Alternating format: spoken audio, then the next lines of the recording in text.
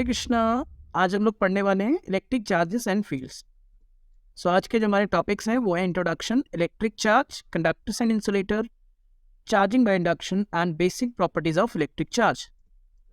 So introduction में आज सबसे पहले हमारा जो टॉपिक है वो है examples of electric discharge. Electric discharge के क्या क्या एग्जांपल्स है वो हम पढ़ेंगे, जिसमें पहला पॉइंट है अ स्पार्क और hearing a crackle when we take off our synthetic clothes और स्वेटर्स। तो जब भी हम अपने गर्मी के टाइम में कपड़े उतारते हैं या सिंथेटिक कपड़े उतारते हैं तो हम स्पार्क देखते हैं और क्रैकल का साउंड सुनते हैं। Lightning that we see in the sky during thunderstorm. जब थंडरस्टॉर्म का मौसम होता है ना, पूरा एकदम बारिश वाला मौसम होता है, तो हम अक्सर देखते हैं आसमान में बिजली कड़कते हुए, है ना। A sensation of an electric shock either while opening the door of a car or holding the iron bar of a bus after sliding from our seat.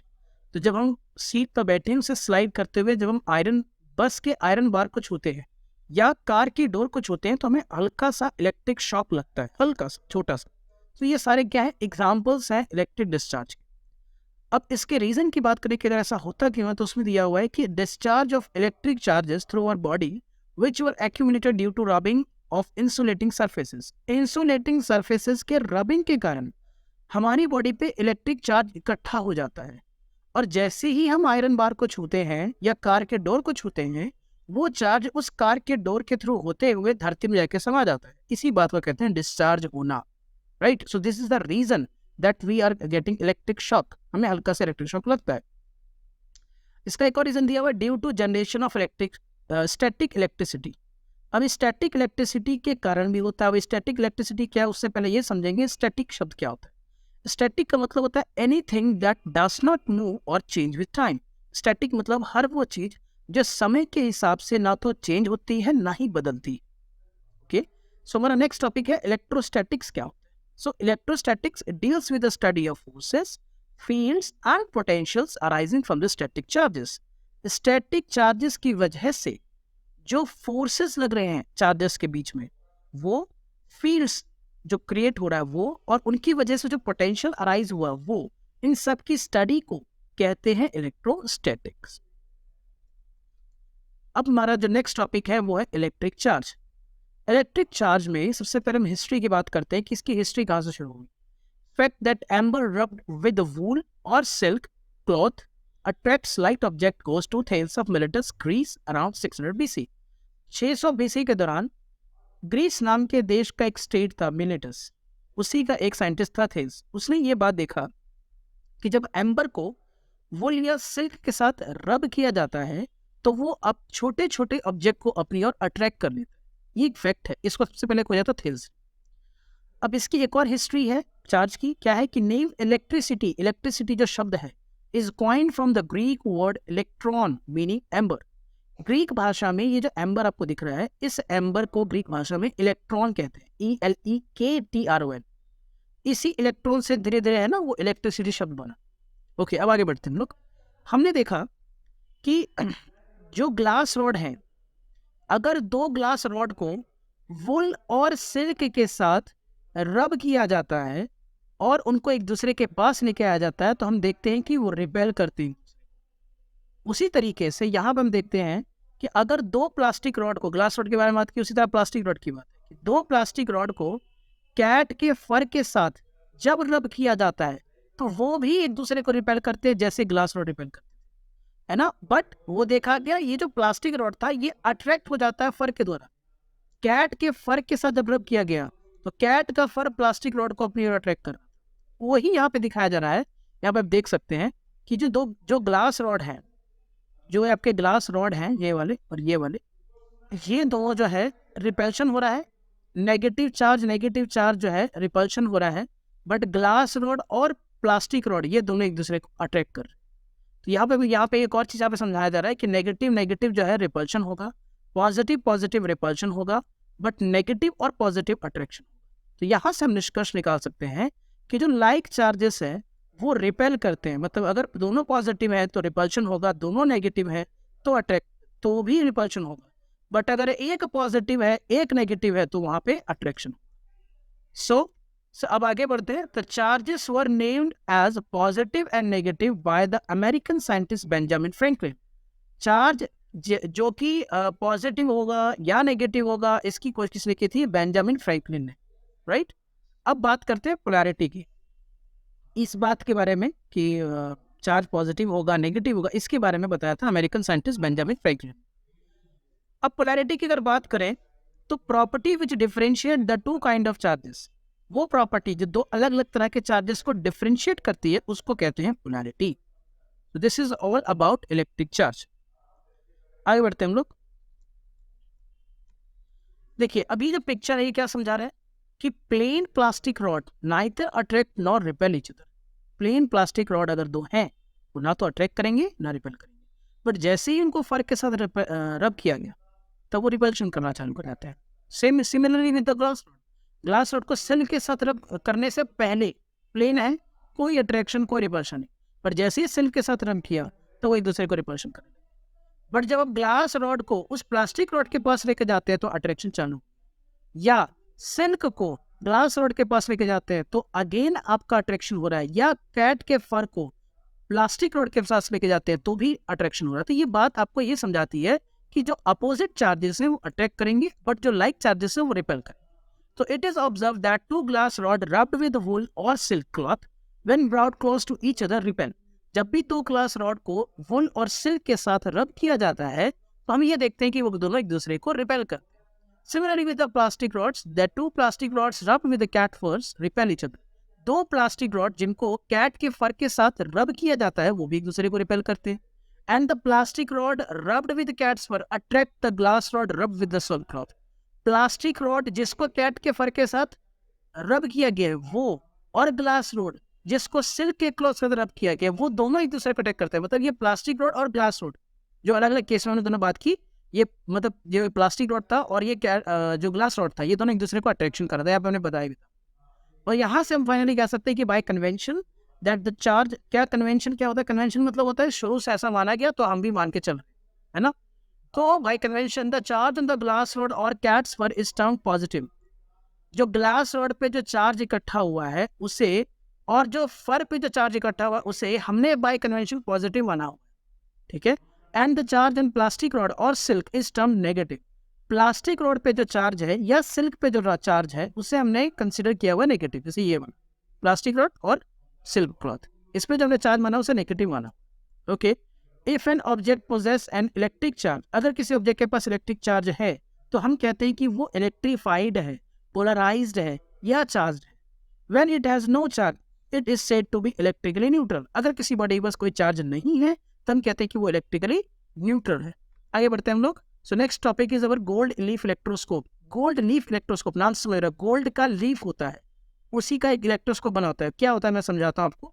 देखिए it is a device, it is a simple apparatus to detect charge on a body. एक simple सा device होता है जिसकी मदद से हम किसी बॉडी पे चार्ज है या नहीं है उसको डिटेक्ट कर सकते हैं। होता क्या है, देखिए ये मेटल नॉब है, यहाँ पे गोल्ड की लीफ लगी और जब हम इसे यहाँ पे किसी बॉडी से जिसके पास चार्ज है उसको टच कराते हैं तो ये सारा चार्ज इनके पास आता है ऐसे, और वो चार्ज यहाँ पे इकट्ठा हो जाता है। और आप जानते हैं पॉजिटिव पॉजिटिव क्या करेगा, दूसरे को रिपेल करेगा। अभी हमने पढ़ा तो रिपल्शन के कारण वो फैल जाते हैं, थोड़ा सा ऐसे ऐसे फैल जाते हैं, है ना। फैला हुआ दिखता है हमें, कांच का बना होता है, ये कांच है, ये साइड साइड में जो है ना कांच है, तो कांच के बना होता है तो वो दिखता है हमें। तो वही बता रहा है the degree of divergence is an indicator of the amount of charge. तो कितना वो फैला है वो ये बताता है कि उसके पास कितना चार्ज है।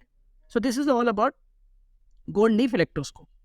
अब हम ये जो इलेक्ट्रिक फोर्सेस की बात कर रहे हैं तो क्या इसका रियल लाइफ एग्जांपल है? तो बिल्कुल है। एग्जांपल्स इन रियल लाइफ क्या है देखते हैं। Force that hold the molecule together, force जो मॉलिक्यूल्स को एक साथ बांध के रखता है। Force that hold atoms together in a solid, force जो कि सॉलिड के अंदर एटम्स को बांध के रखता है। The adhesive force of glue, glue का एडहेसिव फोर्स, जो ग्लू एक दूसरे को चिपका के रखता है ना दो चीजों को, वो forces associated with surface tension, surface tension के रिलेटेड जो फोर्स होता है वो, all are basically electrical in nature. तो ये सारे के सारे फोर्स जो है बेसिकली इलेक्ट्रिकल इन नेचर है, arising from the forces between the charge particle. और ये सब बने ही क्यों है? क्योंकि चार्ज पार्टिकल्स के बीच में फोर्स लगता है। So this is a real life example जहाँ पे इलेक्ट्रिक फोर्सेस की चर्चा है। ओके, अगर हम न्यूट्रल एटम की बात करें तो न्यूट्रल एटम में अगर मान लीजिए इलेक्ट्रॉन का लॉस हुआ है, इलेक्ट्रॉन उसमें से निकला है तो उस पर पॉजिटिव चार्ज आ जाता है जैसा कि आपको दिख रहा है। बट अगर उसने इलेक्ट्रॉन गेन किया है तब उस पर चार्ज आता है नेगेटिव, ठीक है। और जब भी इलेक्ट्रॉन लूज करेगा तो हम जानते हैं अच्छे से जो उसका मास है वो घटेगा, डिक्रीज होगा। बट अगर इलेक्ट्रॉन उसने गेन किया है तो क्या होगा, तब उसका जो मास है वो बढ़ जाएगा। सो this is all about positive negative charge पे क्या होगा। अगर हम बात करें यहाँ पर कि देखिए क्या चार्ज क्रिएट होता है, no new charge is created in the process of rubbing. Charge rubbing के दौरान कोई नया चार्ज पैदा नहीं होता है, ना डिस्ट्रॉय होता है। This is also known as conservation of charge. Create नहीं होता, वो ट्रांसफर होता है ना। जैसे अगर न्यूट्रल था वो पॉजिटिव क्यों बना, क्योंकि उससे इलेक्ट्रॉन निकल गया। कोई न्यूट्रल था नेगेटिव क्यों बना, क्योंकि उसमें इलेक्ट्रॉन आ गया। So it is a transfer of charge particles, not the creation और destruction of charge particles. So this is all about gold leaf electroscope, examples in real life and neutral atom. आगे बढ़ते हैं कंडक्टर्स एंड इंसुलेटर। ओके, ये एक video देखिए, इसमें क्या हो रहा है। इस वीडियो में ये जो आपका ये यहाँ पर एक हमने फाइन सिरामिक लगाया है। जैसे सर्किट क्लोज हुआ, सर्किट क्लोज होने के बावजूद एक बल्ब नहीं जल रहा है ना। बट जैसे हमने एक मेटल का ब्लॉक लगाया और सर्किट क्लोज हुआ, देखिए बल्ब जलने लग गया। तो ये समझाया जा रहा है कि metal, humans and animals bodies are and earth are conductors. तो मेटल्स हो गया, ह्यूमंस हो गए, एनिमल बॉडीज हो गए और अर्थ हो गया, ये सारे के सारे कंडक्टर्स हैं। Most of the metals like glass, porcelain, plastic, nylon would offer a high resistance to the passage of electricity through them. They are called insulator. तो कई नॉन मेटल्स होते हैं जैसे कि ग्लास, ये सारे एग्जांपल्स दिए हुए, ये हाई रेजिस्टेंस ऑफर करते हैं, बहुत ज़्यादा रेजिस्टेंस होता है इनका, ये इलेक्ट्रिसिटी को ब्लॉक कर देते हैं, पास नहीं होते, जैसे कि फाइन सिरामिक है, इन्हें इंसुलेटर कहा जाता है। ओके, फिर आगे कह रहा है कि when some charge is transfer to a conductor, जब कोई चार्ज किसी कंडक्टर के थ्रू कंडक्टर पे ट्रांसफर होता है, it readily get distributed over the entire surface. जैसे एग्जांपल के तौर पे अगर मान लीजिए हमारे पास एक ऐसा सरफेस है और हमने एक रॉड से इसको चार्ज ट्रांसफर किया, तो ये सारा चार्ज यहाँ पे नहीं रहेगा, चारों तरफ फैल जाएगा। ये बात बताई जा रही है, चारों तरफ इसका फैल जाएगा, है ना। In contrast if some charge, metal के केस में, कंडक्टर के केस में ऐसा होता है, मगर इंसुलेटर के केस में नहीं होता है। वही कह रहा है, in contrast if some charge is put on the insulator it stays at the same place. यहाँ पर फिर से मैं एक बात को रिपीट कर देता हूँ, देख लीजिए कि अगर हम बात करें, हमारे पास एक कंडक्टर है, सपोज करिए हमारे पास ये सामान बनाया मैंने and this is your conductor, ये सपोज करिए कंडक्टर है। तो अगर कंडक्टर पे आपने किसी प्लास्टिक रॉड से या किसी चीज़ से, ग्लास रॉड से आपने चार्ज दिया, तो इसको अगर चार्ज दिया है तो वो चार्ज इसके चारों तरफ फैल जाएगा। This is the property of conductor. But अगर हमारे पास एक और सामान है, बट ये इंसुलेटर है, इंसुलेटर, और अगर आपने यहाँ पे इसको अगर चार्ज दिया कुछ पॉजिटिव या कुछ भी ऐसा चार्ज दिया, तो वो चार्ज यहीं पे रह जाएगा, वो फैलेगा नहीं, वो यही रहेगा, वो फैलेगा ही नहीं। यही बात बताई गई दूसरे वाले पॉइंट। फिर तीसरा पॉइंट है कि the property of the material tells you why this property of a material tells you why a nylon or plastic comb gets electrified on combing dry hair on rubbing, but a metal article like spoon does not. क्या कह रहा है कि जब आप plastic के कंघी को जब आप सर पे, है ना, सूखे बालों में रगड़ते हैं, तो वो छोटे छोटे पार्टिकल, है ना, वो कागज के टुकड़े को उठा लेता है। मगर वही चीज़ अगर आप स्पून से करेंगे, स्पून को लेकर दिमाग में ऐसे, दिमाग बोलो, सर में रगड़ेंगे, तो वो छोटे छोटे कागज के टुकड़ों को नहीं उठाएगा। ऐसा क्यों होता है?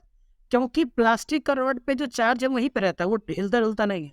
मगर जो मेटल का सामान बना है, स्पून, अगर उस पर चार्ज आता है, ऐसा बात नहीं उस पर भी चार्ज नहीं आता, उस पर भी चार्ज आता है, मगर वो चार्ज हमारी बॉडी के थ्रू होते हुए धरती में जाकर समा जाता है, तो उस पर चार्ज बच ही नहीं पाता है, इसलिए वो छोटे छोटे चीज़ों को अट्रैक्ट नहीं करता। तो this is all about conductors and insulator. अब बात करते हैं ग्राउंडिंग और अर्थिंग की। तो ग्राउंडिंग या अर्थिंग क्या होता है? बहुत इंपॉर्टेंट चीज़ है। It is a process of sharing the charges with the earth.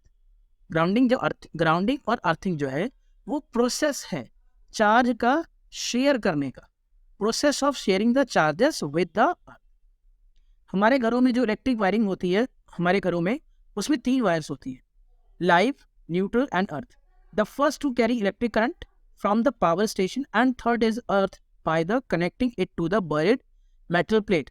जो 2 वायर है लाइव और न्यूट्रल, उनमें करंट रहता है, और जो थर्ड जो होता है, जैसे कि यहाँ पे दिया हुआ, थर्ड वायर जो है वो धरती में जाके कनेक्ट होता है, धरती में गड्ढा करके वहाँ पर एक मेटल का प्लेट बिछा देते हैं गड्ढा करके, इसी को अर्थिंग कहते हैं, है ना। तो जब भी कोई फॉल्ट आता है ना, लाइव वायर में, और वो टच हो जाता है मेटालिक बॉडी को, तो सारा चार्ज एक्स्ट्रा इकट्ठा हो गया है, वो धरती में जाकर समा जाता है बिना किसी नुकसान पर। जैसे यहाँ पे देखिए, ये जो व्यक्ति है, ये व्यक्ति समझदार व्यक्ति है। समझदार व्यक्ति ने जब अर्थिंग की हुई थी तो अगर एक्स्ट्रा चार्ज आया वो धरती जाकर समा जाता था, फॉल्ट कराने जाता धरती में जाकर समा जाता था। मगर जब उसने अर्थिंग नहीं की, ये थोड़ा सा मूर्ख व्यक्ति है, जब इसे नहीं किया तो क्या हुआ, लाइव वायर और न्यूट्रल वायर था। अब जैसे एक्स्ट्रा इलेक्ट्रिक चार्ज आया, अर्थिंग तो की हुई नहीं थी, इसने टीवी को छुआ और इसका सेवा समाप्त हो गया, है ना। सो दिस इज अर्थिंग। आगे बढ़ते हैं हम लोग। अब चार्जिंग में इंडक्शन की बात करते हैं, कैसे होता है चार्जिंग में इंडक्शन। सपोज करिए दो हमारे पास मेटल स्फेयर्स थे और वो टच में थे, हमने उसके पास एक जाके ग्लास रॉड रखा। आप जानते हैं ग्लास रॉड पर पॉजिटिव चार्ज होता है, तो क्या हुआ, चार्ज यहाँ पे देखिए नेगेटिव नेगेटिव नेगेटिव आ रहा है, यहाँ पे पॉजिटिव आया। क्यों, पॉजिटिव चार्ज नेगेटिव को अपनी ओर अटैक करता है और नेगेटिव पॉजिटिव को रिपेल करता है। तो ये पॉजिटिव चार्ज इस नेगेटिव को अपनी ओर अटैक किया, तो इससे चार्ज यहाँ इकट्ठे हुए, बाहर नहीं आए, इकट्ठे हुए। तो कह रहा है इन अ शॉर्ट टाइम, यहाँ पे दो बातें कही हैं, देखिए in a short time equilibrium is reached under the action of force of attraction of the rod and the force of repulsion due to the accumulated charges. तो इन दोनों के बीच में अट्रैक्शन हो रहा है और इसके बीच में, मतलब ये मैं आपको थोड़ा सा बताता हूँ, पॉजिटिव और इस नेगेटिव के बीच में अट्रैक्शन हो रहा है, बट ये पॉजिटिव और ये वाले पॉजिटिव के बीच में रिपल्शन हो रहा है। तो इस अट्रैक्शन और रिपल्शन के बीच में इक्विलिब्रियम स्टेज जब अचीव हो जाता है, figure B shows the equilibrium situation. The process is called induction of charge. ये जो प्रोसेस था इसी को बोलते हैं induction of charge and happens almost instantly. ये बहुत क्विक होता है, 2 घंटे लगते हैं, तुरंत होता है, ये फटाफट होता है, राइट। ओके, नेक्स्ट कह रहा है the accumulated charges remain on the surface as shown. Accumulated charge जो है, जो चार्ज इकट्ठा हुआ है वहीं पे रहते हैं। If the rod is removed, अगर रॉड को रिमूव कर दीजिएगा यहाँ से, है ना, the charge are not acted by any outside force and they redistribute to their original neutral state. अब क्योंकि आपने रॉड को हटा दिया, एक सवाल पूछता है यहाँ पे, ये सवाल कई बार पूछ लेता है कि अगर आप रॉड को हटा दीजिएगा तो क्या होगा। अगर आप रॉड को हटा दीजिएगा, ये बड़ा इंपॉर्टेंट है, अगर आप रॉड को हटा दीजिएगा तो चार्ज को कोई बाहर से जो फोर्स है वो उसे रोक के तो रखा नहीं है, दोबारा न्यूट्रल स्टेट में वो आ जाता है। अब इसके बाद क्या होता है कि उसको हम हल्का सा बिना रॉड को हटाए हल्का सा सेपरेट करते हैं, तो नेगेटिव चार्ज यहाँ इकट्ठा हो गया, पॉजिटिव चार्ज यहाँ इकट्ठा हो गया। अब उसके बाद रॉड को कंप्लीटली हटा देते हैं, तो ये नेगेटिव चार्ज ये पॉजिटिव ऐसे हो जाते हैं अट्रैक्शन के कारण, है ना। उसके बाद क्या होता है, इन दो को काफ़ी दूर दूर कर दिया, गैपिंग पे कर दिए, तो नेगेटिव चार्ज होता है, ये सारे के सारे एक दूसरे को रिपेल कर रहे थे, इसकी वजह से ये नेगेटिव चार्ज यहाँ पे इकट्ठा हो गया। और जब पॉजिटिव चार्ज की बात करें तो वो यहाँ पे इकट्ठे हो गए, है ना। तो इस तरीके से this is called charging by induction. अब बात करते हैं बेसिक प्रॉपर्टीज इलेक्ट्रिक चार्ज की क्या क्या। जैसे एडिटिविटी, एडिटिविटी में क्या कहता है कि अगर मान लीजिए किसी सिस्टम के पास n चार्जेस हैं, that is Q1 Q2 Q3 Q4 Qn, ऐसे n चार्जेस हैं, तो टोटल चार्ज क्या होगा, सबका अलजेब्रिक सम, साधारण सम जो करते हैं, ठीक है। और जोड़ते वक्त क्या कहता है, proper sign have to be used while adding the charges in a system. तो आपको प्रॉपर साइन का यूज करना पड़ेगा जब आप चार्ज को ऐड कर रहे हैं। ओके, ये this is the first property. Okay, second property, charge is conserved. क्या कहता है इसमें कहता है with in an isolated system consisting of so many charge bodies due to, यहाँ पे आई आएगा, so many charge bodies due to interaction among the bodies, charges may get redistributed, but it is found that total charge of the isolated system is also always conserved. किसी भी isolated system में, है ना, अगर isolated system consisting of many charge body, अगर उसमें बहुत सारी charge bodies हैं तो उनके इंटरेक्शन की वजह से चार्ज इधर उधर ट्रांसफर हो सकते हैं, मतलब रीडिस्ट्रीब्यूट हो सकते हैं, मगर टोटल चार्ज उतना का उतना ही रहेगा, है ना। तो this is called conservation of charge. तो conservation of charge has been established experimentally, ये एक्सपेरिमेंटली करके देखा गया है, ये कोई मन गढ़ंत कहानी नहीं है कि वहाँ मन में आया बोल दिया, एक्सपेरिमेंट करके देखा। ओके, अब यहाँ पे कुछ चीजें कह रहा है, क्या है, बड़ी इंपॉर्टेंट लाइन है यहाँ पे, कहता है it is not possible to create और destroy net charge carried by any isolated system. ये पॉसिबल नहीं है कि आप चार्ज को क्रिएट या डिस्ट्रॉय कर दीजिए एक आइसोलेटेड सिस्टम में। हाँ, ये हालांकि ये कर सकते हैं, although the charge carrying particles may be created or destroyed in a process। आप चार्ज कैरिंग पार्टिकल को क्रिएट या डिस्ट्रॉय जरूर कर सकते हैं, मगर चार्ज को क्रिएट या डिस्ट्रॉय नहीं कर सकते, है ना।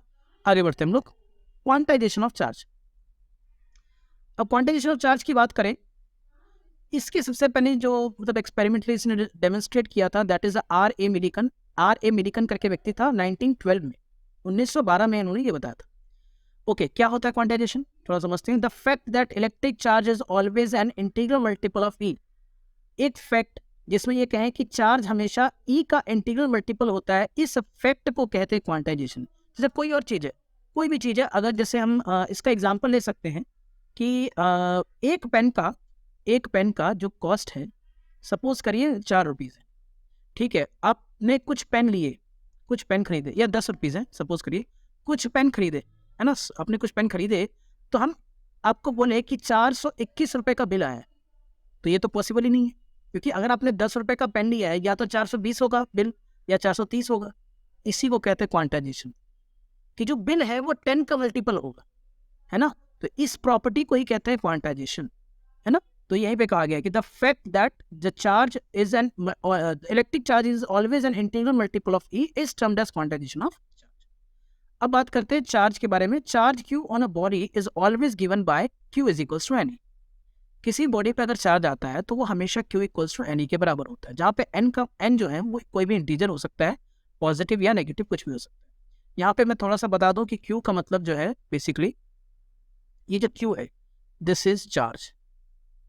क्यू जो है वो चार्ज है, ई जो है वो charge on each electron, charge on each electron, charge on each electron. और ये जो एन है ये वाला, this is number of electron transferred. जो इलेक्ट्रॉन ट्रांसफर हुए हैं उसकी वैल्यू है, संख्या है ना, इलेक्ट्रॉन ट्रांसफर्ड, ठीक है। This is q is equal to n, और इसी चीज को बोलते हैं क्वांटाइजेशन ऑफ चार्ज।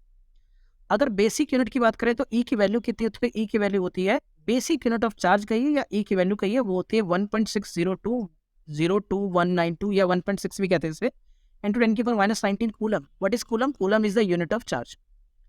ओके, यहाँ पर ये भी कहेंगे हम कि the charge on any body is always integral multiple of E and can be increase और decrease also in steps of E. जो चार्ज किसी बॉडी पे आता है वो हमेशा ई का इंटीग्रल मल्टीपल होगा, जिसे हम क्वांटाइजेशन ऑफ चार्ज भी कहते हैं। और अगर किसी बॉडी पे चार्ज बढ़ता है या घटता भी है तो ई के स्टेप से बढ़ेगा। मतलब अगर उसके पास चार्ज मान लीजिए बढ़ा तो प्लस ई होगा या +2 ई होगा। हम कभी 1.5 ही नहीं बोल सकते, क्योंकि चार्ज इज ऑलवेज क्वांटाइज्ड, है ना, ई का मल्टीपल होगा। ओके, अब ये एक बात बड़ी इंपॉर्टेंट बात है, क्योंकि कई बार सवाल पूछता है कि क्या हम कभी भी क्वांटाइजेशन ऑफ चार्ज को इग्नोर कर सकते हैं, पहला सवाल। या कभी कभी ये बोलता है कि मैक्रोस्कोपिक लेवल पे, यहाँ पे मैक्रोस्कोपिक लेवल की बात किया, कभी कहता है कि मैक्रोस्कोपिक लेवल पर हम चार्ज के क्वांटाइजेशन को क्यों इग्नोर कर देते हैं, ऐसा भी कभी बोलता है। देखिए अब क्या कह रहा है, एट द मैक्रोस्कोपिक लेवल पर the fact that charge can increase or decrease only in the units of E is not very different from saying that charge can take continuous values। क्या कह रहा है इसमें? कहता है मैक्रोस्कोपिक लेवल पर अगर हम ये बोले कि चार्ज आपका E के टर्म्स में ही बढ़ रहा है, सिर्फ E के टर्म्स से बढ़ रहा है, ये बहुत ज़्यादा डिफरेंट नहीं है अगर हम ये कह दें कि चार्ज कंटिन्यूस वैल्यू पे, चार्ज के पास कंटिन्यूस वैल्यू है। क्यों होता है, मैं चर्चा करूंगा यहाँ पे, एग्जाम्पल भी नीचे लिखा है मैंने, है ना। Thus at the macroscopic level the quantization of charge has no practical consequences and can be ignored। तो हम कह सकते हैं मैक्रोस्कोपिक लेवल पर क्वांटाइजेशन चार्ज का कोई प्रैक्टिकल कॉन्सिक्वेंस नहीं होता है, इसलिए इसको इग्नोर किया जा सकता है। इसका एग्जांपल क्या है, देखिए बड़ा शानदार एग्जांपल मैंने लिया है कि अगर मान लीजिए ई का वैल्यू जो होता है वो होता है 1.6 × 10⁻19 कूलम, ये चार्ज है इलेक्ट्रॉन का। अब अगर मान लीजिए मैं कहता हूँ कि 1 माइक्रोकूलम का, 1 कूलम छोड़ दीजिए, मैं 1 माइक्रोकूलम की बात करूँ, इतना छोटा चार्ज लिया, तो इसमें कितने इलेक्ट्रॉन है? करीब करीब इतने सारे इलेक्ट्रॉन्स। ये इसको तो हम सिंगल ही तो देखना बड़ा मुश्किल हो जाएगा, इसीलिए इससे जब माइक्रोस्कोपिक लेवल की बात करते हैं तो इग्नोर कर देते हैं। और वैसे भी देखिए यहाँ पे अगर मैं एक डॉट की बात करूँ, आपको ये डॉट दिख रहा है, एक डॉट दिख रहा है, बट इन्हीं को अगर मैं ऐसे से लिखूँ, मैं डॉट दे रहा हूँ, मैं लाइन नहीं बना रहा हूँ, मैं डॉट दे रहा हूँ, तो आपको एक कंटिन्यूस मैनर में लगेगा। तो वही है कि अगर डॉटों की संख्या, जो डॉट्स पॉइंट्स मैंने लिए हैं उनकी संख्या कम है, तब उनको हम सिंगल को नोटिस कर सकते हैं। बट जब डॉट्स की संख्या बहुत ज़्यादा है तब उनको कंटिन्यूस मैनर की तरह वो फील होता है ना, तब वो कंटिन्यूस मैनर की तरह फील होता है। So this is quantization of charge. Okay, so हम लोग क्विक रिकैप कर लेते हैं क्या क्या पढ़ा हमने। सो चार्ज के बारे में, तो what is charge? Electric charge is an intrinsic property of elementary particles of matter which gives rise to electrical forces between various object. तो इलेक्ट्रिक चार्ज इंट्रिंसिक मतलब आंतरिक, एलिमेंट्री मैटर के आंतरिक जो आंतरिक में अंदर में एलिमेंट्री पार्टिकल्स होते हैं उनकी प्रॉपर्टीज है, जिसकी वजह से अलग अलग ऑब्जेक्ट्स के बीच में फोर्स लगता है। अब क्वांटाइजेशन की बात करें तो charge is always in the form of integral multiple of electronic charge, जिसका मतलब ई है, एंड नेवर इट्स फ्रैक्शन, उसका फ्रैक्शन कभी नहीं होता, इसलिए क्यू बराबर प्लस माइनस एन ही लिखा है ना, प्लस भी हो सकता है माइनस भी हो सकता है, और ई की वैल्यू 1.6 × 10⁻19 जूल होती है। मिलीकन ने एक ऑयल ड्रॉप एक्सपेरिमेंट किया था जिससे यह समझ में आया कि चार्ज डिस्क्रीट नेचर का है, मतलब फिक्स है, ई का मल्टीपल होगा। Charge can not be fractional multiple of e, fraction multiple नहीं होगा, इंटीग्रल मल्टीपल होगा, है ना। Okay, so conservation of charge की अगर बात करें तो what is conservation of charge? That net charge of an isolated physical system remain always constant. Charge can neither be created and nor be destroyed, it can be transferred from one body to another. Charge, net charge constant रहता है, ना तो हम उसे create कर सकते हैं ना डिस्ट्रॉय कर सकते हैं, वो सिर्फ एक बॉडी से दूसरी बॉडी में ट्रांसफर होता है। अब electric charge is additive, that is total charge is the algebraic sum of the individual charges. जो टोटल चार्ज जो है वो आपका सारे चार्जेस का इंडिविजुअल एल्जेब्रिक सम है, ठीक है। And electric charge is invariant, invariant का मतलब होता है स्पीड के हिसाब से नहीं बदलना, that as it does not depend on the motion of the charge body और ऑब्जर्वर। तो ऑब्जर्वर चल रहा है नहीं चल रहा है, उसकी स्पीड पे चार्ज डिपेंड नहीं करता है, वो जैसा था वैसे ही रहेगा। So thank you, that's all of the day. So next class में हम लोग पढ़ेंगे। थैंक यू, एंड अगर आपको पसंद आया हो तो लाइक करिएगा, सब्सक्राइब करिएगा और कमेंट करके बताइएगा आपको और क्या पढ़ना है। Thank you.